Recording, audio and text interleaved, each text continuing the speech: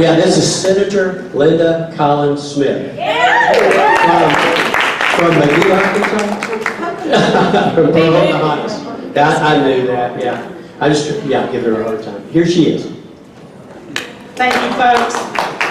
We are proud to be here. Now, we're going to give some mics and try not to get tangled. So I'm going to start over here with Robin and hand her that one. I'm not sure that it's on. I'm going to give this one to Representative Sullivan to hold. And watch Senator Stubblefield, he might hog it. It's on. I'll let you know now, Representative. That one is on. And I'm going to go with this mic. Wait, maybe not. I'm going to have to use that one, I think. And I'll ask the question and hand it back to you. Well, I have to tell you again how excited I am to be here. And so the first thing that I want to do, though, is to tell you that this is Representative Dan Sullivan. He is from up in my area, Northeast Arkansas. He's from District 53. And some of you will mostly know that as around the Jonesboro area. And so someone said to me a while ago, Representative Sullivan, oh, you're from Jonesboro. I said, no, much norther than that. There is a Missouri line. And I said, that's where I live. So he is from that area. And so we're proud to have him here today. Give him a great welcome. He's a good excited. Now this is Senator Stubblefield, and I think he's going to have to tell you from where he's from, and I know it's District 6, but it's somewhere like West Arkansas. And so, turn your mic.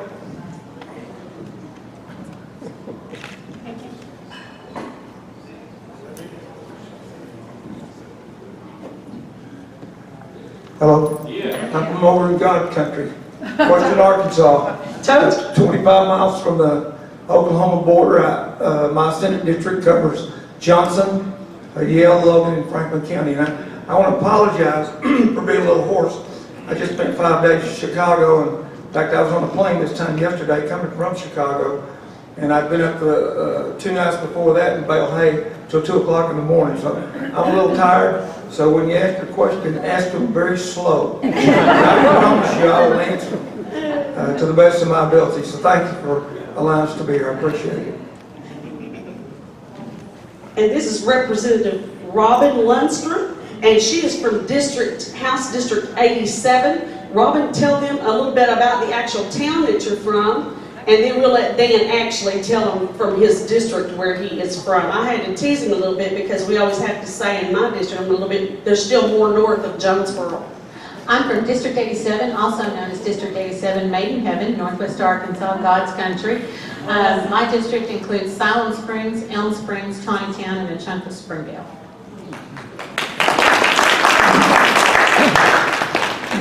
Y'all give Representative Sullivan the mic because he needs time to say his part. Because this is all God's country in Arkansas. Are y'all figuring that out? Yes, I'm from Jonesboro. Probably the fastest growing part of Arkansas outside of Northwest is in my district, kind of that northeast corner of Jonesboro, but also several rural farming communities in Monette, kind of that area in northeast Arkansas. Thank you. We're going to ask you something that's very personal today. It's personal to each of you. And Representative, if you need me to, I'll go ahead and hand you if you want this mic. If you think it'll go back and forth, if it's good, I'll just let you work with those. But this is personal. And so today, for these people, we want to ask you, what does liberty mean to you, Representative? Thank you. I have a few billboards, and I never thought I'd have my face on a billboard. But I have my face on a billboard now, and it says, "From God to us, life and liberty." And I could not explain it better than David Barton did today. God gave us life. God gave us liberty. Very good. Thank you. Well, I have to agree. I've never heard it put any better this morning myself. Those are things that government cannot take away from you. But let me answer this in just a little different way. You know, I've noticed this past year, during all this debates and political, whatever you want to call it, I think a lot of Americans have awakened to the fact that They really are, and we really are perilously close to losing the liberty that we've taken for granted for so many years. And I'm just not sure that we have prepared our children. I know some of us have, but I'm not sure that we prepared the next generation for the hostile environment. That I'm afraid if this election doesn't go well, that they're going to be thrust into. When I sit and watch these debates, I hope I'm not taking too long. No. You cut me off. No. When I sit and watch these debates, and I see a whole group of not hundreds of thousands, but millions of millennials who are sitting behind an avowed socialist and supporting him, when we know that socialism and communism are two of the greatest threats to liberty, and yet we have millions of these people that are supporting an avowed socialist. That troubles me. And I'll tell you what troubles me, because I think, we have a generation that's coming up that is very dismissive of the protections that the Constitution affords us. And it looks to me, and it seems to me, like a lot of these people are willing to give up those protections just to get what they can from the government. And folks, that's socialism. And if we don't turn this thing around, and we don't turn it around quickly, Brother Jackson said it very well. Most of you know, if you've followed me in my last 6 years in the legislature, I too believe that morality is the key to this, because when you put a daddy at home taking care of his family, that takes a great economic impact off the government, because they're not having to be dependent.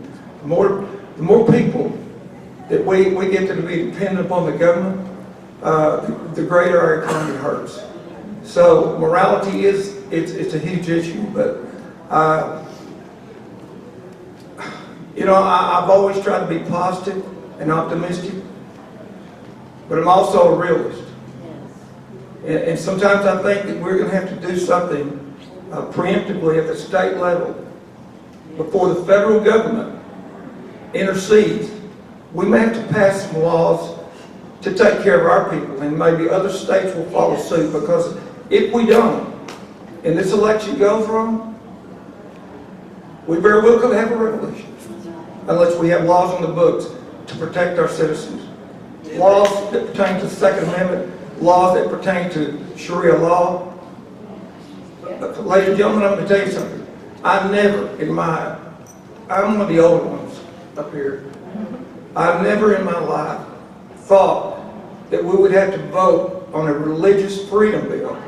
When we had a religious freedom bill at the federal level, why are we having to vote on one at the state level? To undergird you know why? Because the federal government will not enforce the freedom of religious bill at the federal level, just like they won't enforce immigration laws, because they do not recognize the Constitution. Folks, that is the piece of that is the thing that our founders carved out in a world where there was no freedom. It was a world of oppression, and yet they had to carve out something that was unique and give us that freedom. And now it's being undermined by an administration that has no regard for the Constitution. That's right.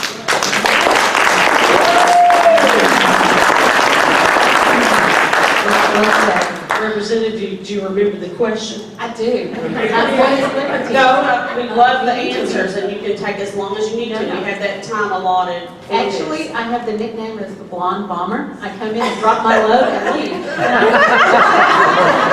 Okay, go girl. First of all, what does liberty mean to me? It's truth and consequences. It's the pursuit of truth. And it's also the pursuit of consequences. When I work hard, I succeed. And when I don't work hard, I fail. And it's not your problem to come along and pay for my failure. That's right. And I think liberty is just that. It doesn't have to be something real long. It's very simple, and it's very straightforward, and it's something that's slipping quickly away.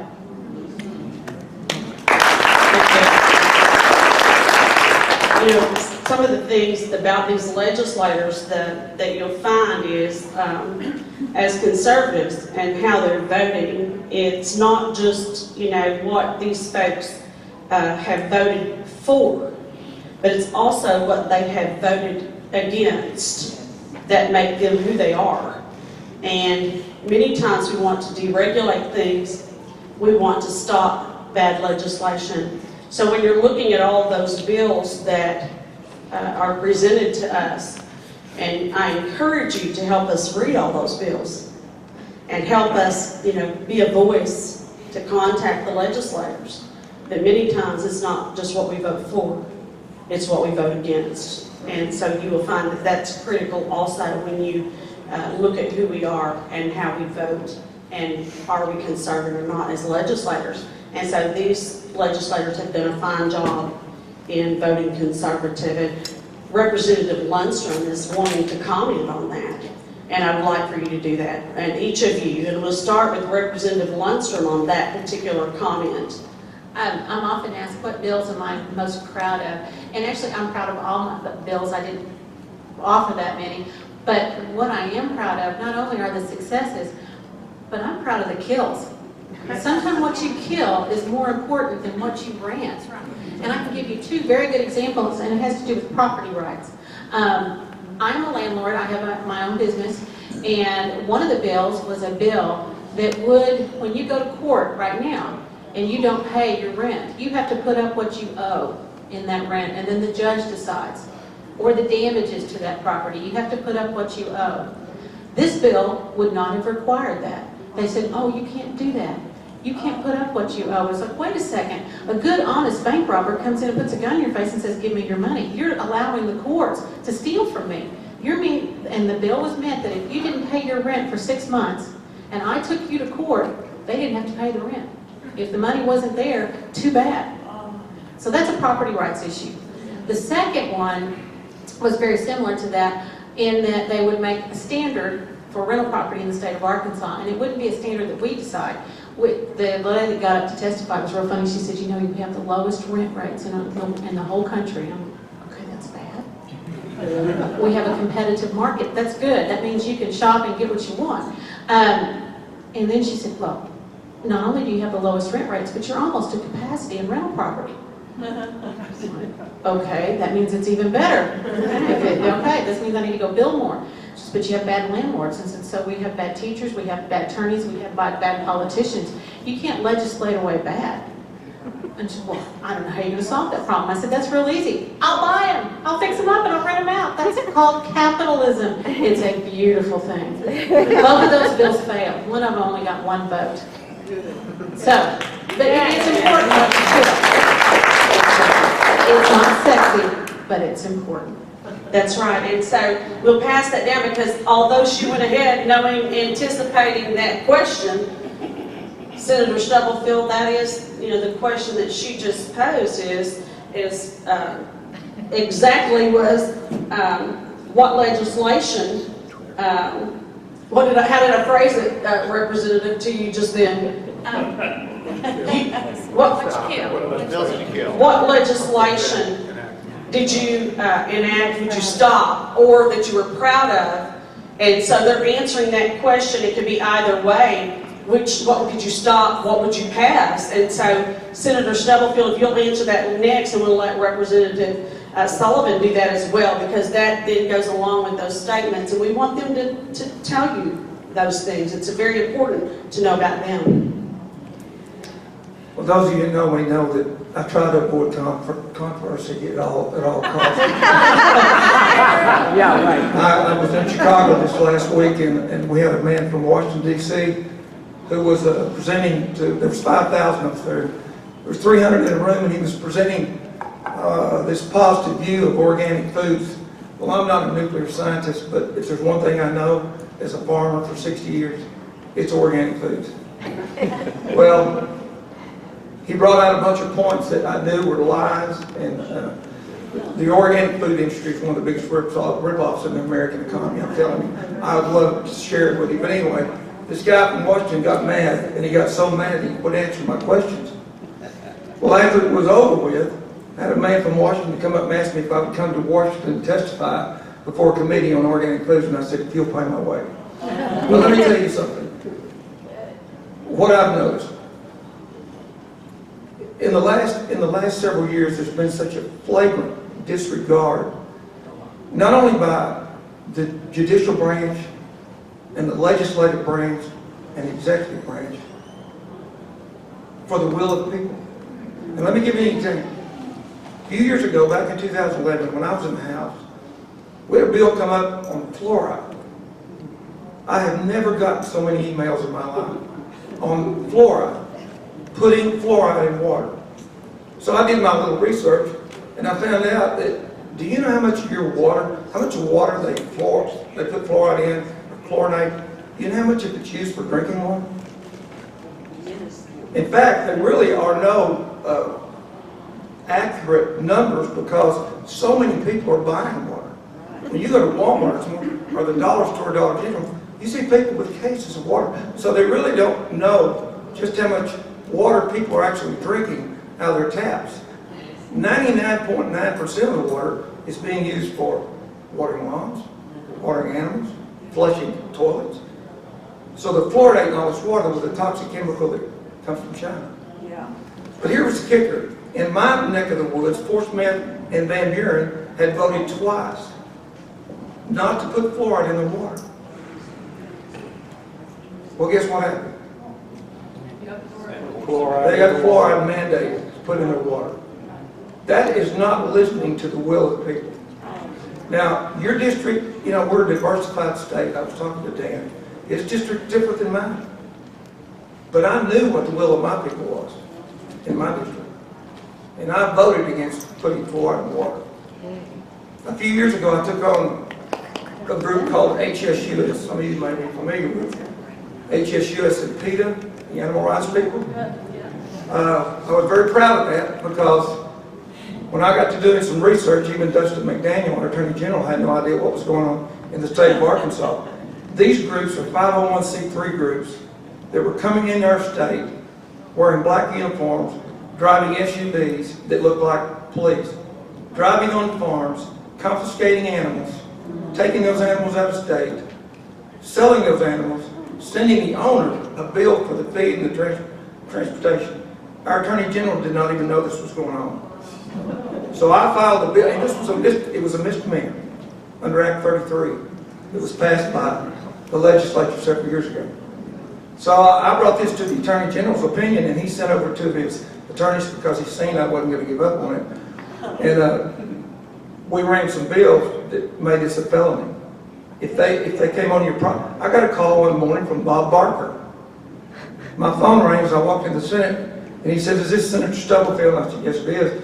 He said, "This is Bob Barker." And I said, "Mr. Barker, I'm afraid I don't know you." I said, "The only Bob Barker I know is from The Price is Right." And he said, "That'd be me." And I said, "How can I help you?"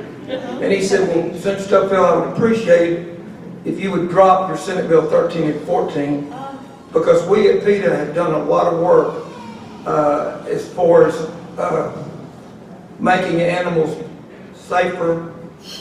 And I said, "Mr. Barker, if I remember correctly, 4 years ago, you had a cow slaughtered not far from where you live there in Bakersfield that had every symptom of mad cow disease.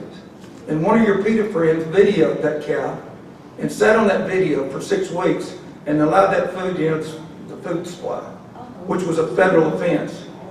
Well, guess what? His next words were, "I can see we don't have anything else further to discuss." Click. Well, that ended that. So I FOI'd all the information from PETA and HSUS, these groups out of Washington, D.C. You know how much money that HSUS took in 2012? By sending these little ads out. You see them on TV with a poor little, you know, they pick out the poor, and listen, nobody loves animals more than I do. I spend more money on animals that I know are going to die to make their lives more comfortable because I'm a farmer. They have made me a living. They took in $121 million. Do you know how much they gave back to animal shelters to help pets? Less than 1/2 of 1%. The rest went into pension funds and salaries. Secretary of Agriculture, Bill Sack, his wife sits on the board of HSUS. Folks, we've got more regulations coming. You want to see a loss of liberty? Anyway, we got all 3 bills passed. Made it a felony, and I was proud of that, but I think one of the bills that I ran that I was proudest of, and this may not seem like a big deal, was defunding state funds from Planned Parenthood.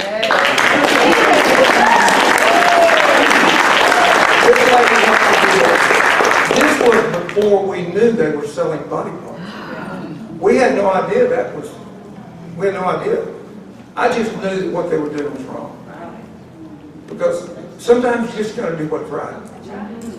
And what they were doing with our tax dollars, and they were under the premise of we do mammograms, they do no mammograms. Planned Parenthood does not do any mammograms. So I was very, and by the way, there are people following me around the Capitol for 3 weeks thinking I was going to run that bill every Wednesday in state agencies. And I put them off until I found a real cold, rainy day where one of them didn't show up, and I ran the bill and got it through. So.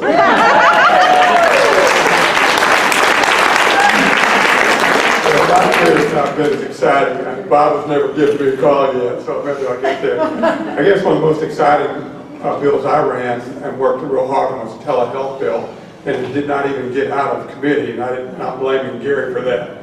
But we didn't get out of that committee. Our medical board, folks, is one of the most unregulated groups in our state, and causing your medical bills to go higher than just about anything else involved in. Arkansas is 49th in the nation in utilization of telehealth. Arkansas is one of the most restrictive on uses of advanced practice nurses, APNs. For example, do you know that an APN in many, many states can be the PCP for Medicaid, so they can act in that same capacity? Arkansas does not allow that.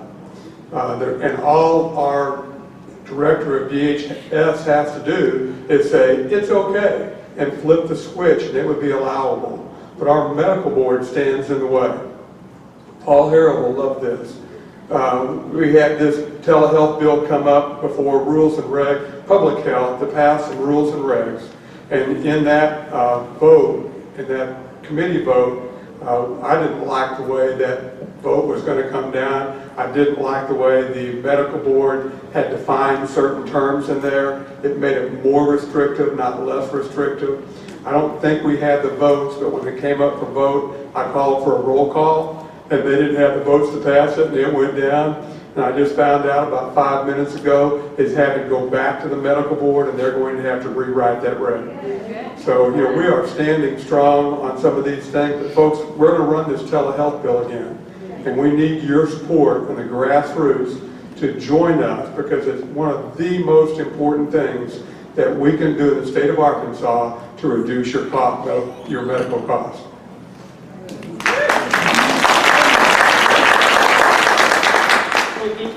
No, this is about you. Yes. I want you to talk about the bill that you passed at the end of the session about teaching American history. We have time, but right now, these are the panelists, and we're going to get those questions first. We'll see if we have time. Thank you. Thank you, and I do believe that was a bill that's very important. But because our panelists are here and this is their time, I want you all to listen to this question. You got to listen to the beginning very closely, and you'll understand why we bring this up. Washington, D.C. has a bad habit of lumping together appropriations for separate programs into one bill. For example, you may want to reform the food stamp program, but its appropriation is put into the agriculture bill. If a congressman tries to hold up the appropriation bill in order to reform food stamps, he is painted as being against the agriculture bill. This Washington, D.C. tactic works against our liberty because the congressman is faced with the choice of either voting against the agriculture or voting for it for food stamps being unreformed. In Arkansas, we saw a similar tactic this year. Conservatives asked that the appropriation for the controversial Arkansas Works, Obamacare Medicaid expansion, be in a separate bill and not be lumped in with the appropriation for various programs of the Division of Medical Services of DHS. The request was denied. The legislators against Obamacare were painted as being against all of the programs of the division. My question, part one, is, does not this tactic of lumping in controversial programs with other programs also harm our liberty? And the other part of that is, how did passing a funding bill with the planned and agreed to expectation that it would be partially vetoed by the governor affect liberty in Arkansas? The question, part one, does not this tactic of lumping in controversial programs with other programs also harm our liberty? Representative? Absolutely, and of course, just to shorten that a little bit, when the governor, this bill was passed, the governor passed it and they pulled it out or vetoed a part of it, and that really changed the dynamic of politics in the state of Arkansas. It's something we're going to, it's a sad precedent. I'm sorry that happened. David Barton pointed out this morning about 50%, about the majority rule. And Arkansas has a 75% threshold on passing funding increases. So we can debate whether a majority is needed or 75% is needed. Those are good questions, but certainly the tactics that were used were not appropriate, in my opinion, to get legislation that we knew didn't have the support of the people. Very good, thank you. Senator Stubblefield, it's a two-part question at any time. Tell me if you need me to repeat the questions. Same one, Dan? Same two questions? Well, Would you like me to repeat those? no, I understand the question. I was there. Yeah. Boy, were we there. Yeah, we were there. Well, folks, it just boils down, it's real simple. We circumvented the Constitution. Or they circumvented the Constitution. And until someone challenges it, which, in my opinion, I think it can be a bill, a challenge. Because it has always required a 3/4 majority vote to pass any appropriation. But that process that was used to gain favor with that vote had never, ever in the history of Arkansas been used before. That had to been, somebody had to sit down and really figure out how they were going to get this passed in order to get it passed. And I just think we took a bad, I think they made a bad mistake, because if this thing sticks, no longer will there have to be a 3/4 majority. You can pass any appropriations you want now with 51% of the vote. So I was against it, and I still am against it.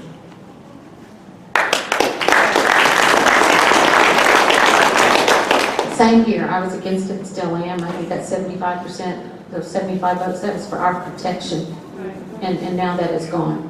And that's a shame. That's going to hurt us for years to come.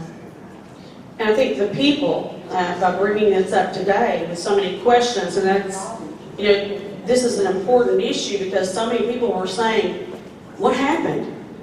What happened? We want to know what happened. We used the Farm Bill and those appropriations as the example because many of us have heard that so many years, year after year after year.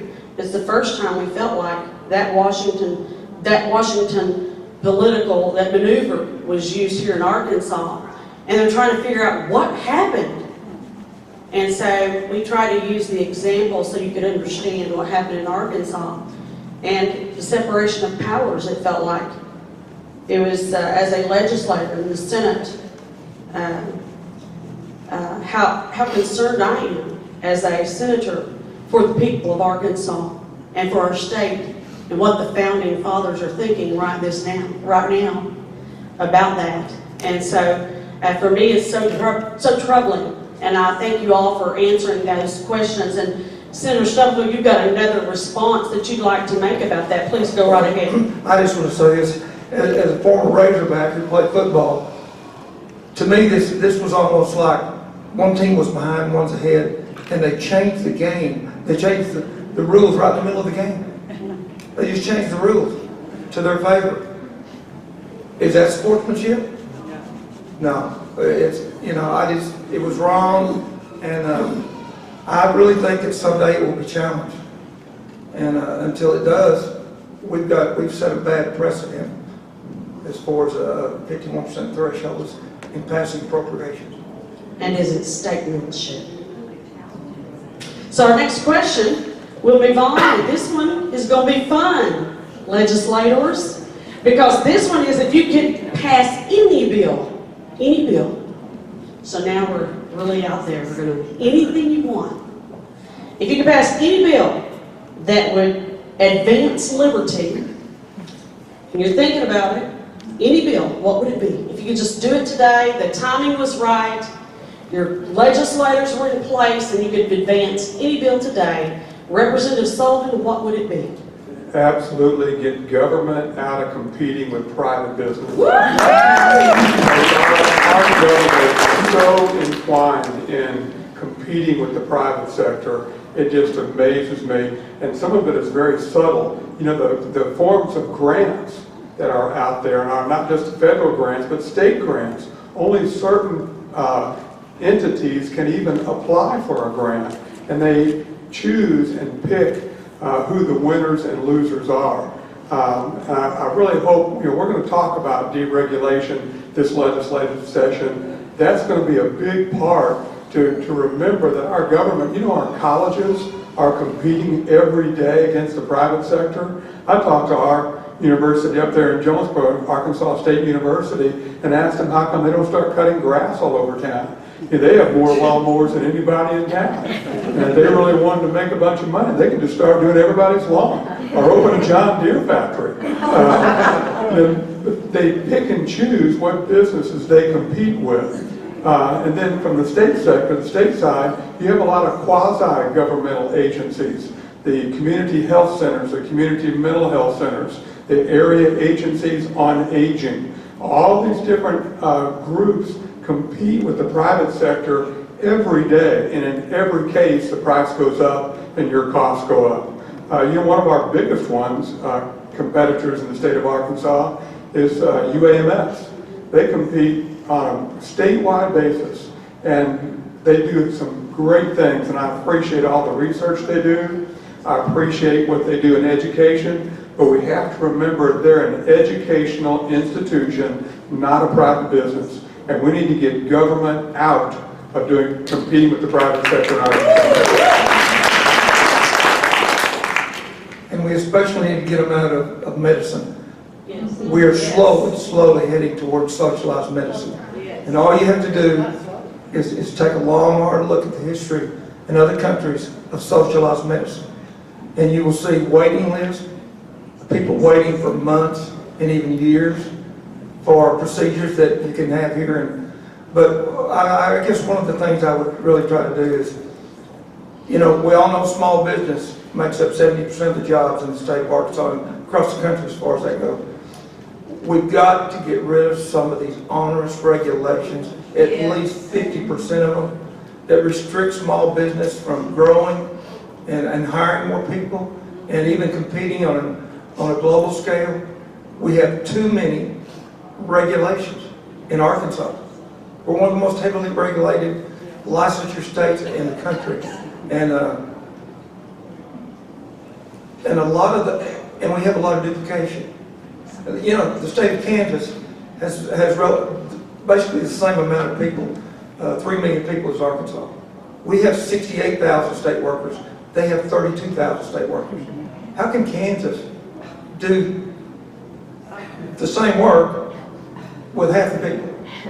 So that would be another area that I would certainly be looking into is how we could reduce the scope of some and the size of some of these state agencies where we have so much duplication and replication. Woo! Yeah. question is, if you could be governor or God for the day, what would you change? Well, believe it or not, I've got a lot of thought of that. Do you realize that even if you own your own home in the state of Arkansas, you do not own your own home?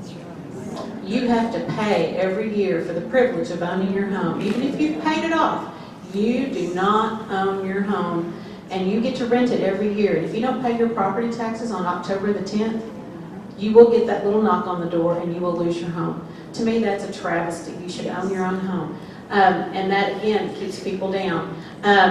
So if you look at property taxes, and you look at estate, and you look at capital gains taxes, we punish people that save, work hard, and excel, and it should be just the opposite.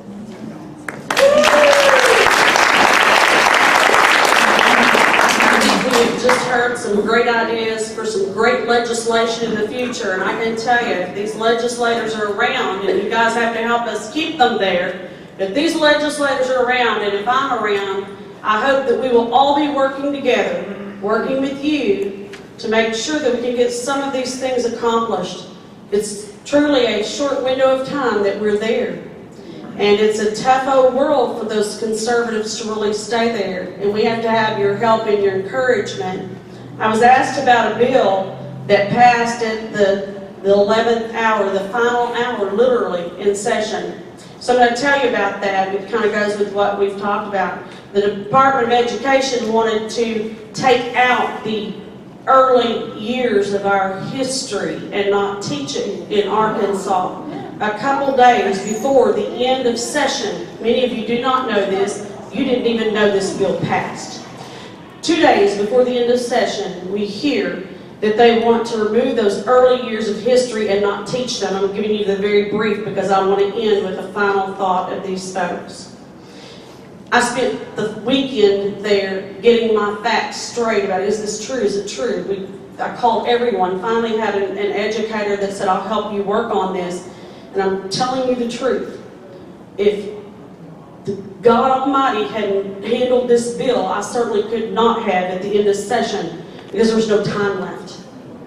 There was Monday was the last and final day to file your bills. We filed a shell bill to hold the spot, and we filled in the blanks later on when we had the details. And we filed a bill that says, Arkansas, you have to teach all the history. Not from the point you want to teach it. Because we don't want you changing history. And if you don't know where you came from, you can't know where you're going, and you don't know who you are. I'm going to tell you, this is as offensive as it can be. I'm not a teacher in the way, I'm not the educator by trade. But we need our children taught well. We need them to know who they are, where they came from, and why those people fought to die for their religious freedom to come here. They need to know about our Constitution. They need to know about all those wonderful things that make us the great nation that we are fighting not to lose today. It passed the Senate very easily, and the Senate floor. Got to the House, a little conversation there, but boy, when we got done, there wasn't much fight there because they couldn't fight it. Because if you get rid of that on a moment's notice, you can get rid of all other kinds of history. Black history tomorrow? You don't want to fight that, right? Other kinds of history, specifics, they could shred it in a heartbeat. They didn't want to go there, and it passed, literally, I believe, the last day. We were blessed, and I mean that we were able to hang on to that. The education department needs to not do that. They are whittling away and changing what our children are being educated, and it doesn't need to happen here in Arkansas. And so I feel really blessed that that happened, because really, I don't know how it happened. It just kept happening, meeting at committee after committee. So we're thankful. But I'm going to tell you something. What these legislators just said and what they just talked about, they are truly great conservative colleagues. I'm honored to work with them. And we are honored to be here today because you are the people that help us, encourage us, give us that energy and strength when we get tired and think, who's going to be out there helping us keep going?